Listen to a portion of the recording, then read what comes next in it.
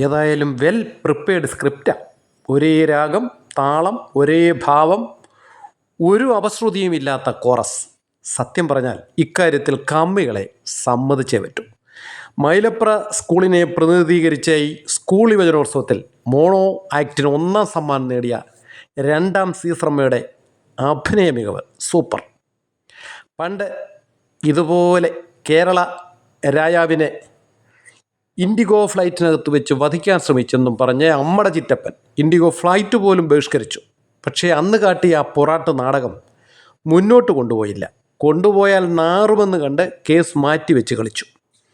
AKG സെൻറ്ററിൽ napalm ബോംബോ ഏതോ bomb വീണു എന്ന് പറഞ്ഞ് ശ്രീമതി ടീച്ചർ ഞെട്ടി വിറച്ച് വീണതും, വടകരയിലെ കാഫർ സ്ക്രീൻഷോട്ടിനാൽ ടീച്ചറമ്മ ആക്രമിക്കപ്പെട്ടിട്ടും മതസൗഹാർദ്ദത്തിനായവർ എല്ലാം ത്യജിച്ചതും അതേ നാടകത്തിൻ്റെ തുടരൻ രംഗമാണ് 2ാം സീസറമ്മയും ആടി തീർക്കുന്നത്.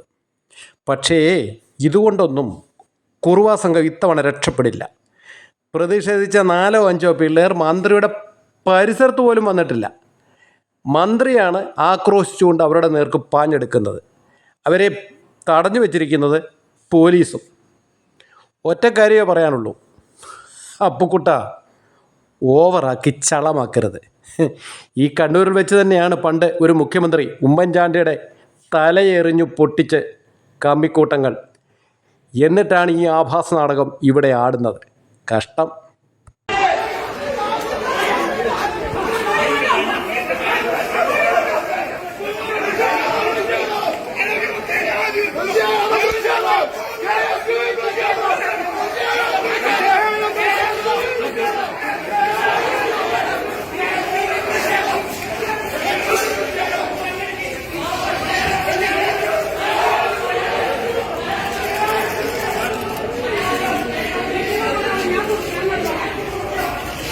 നടക്കാൻ പറ്റില്ല.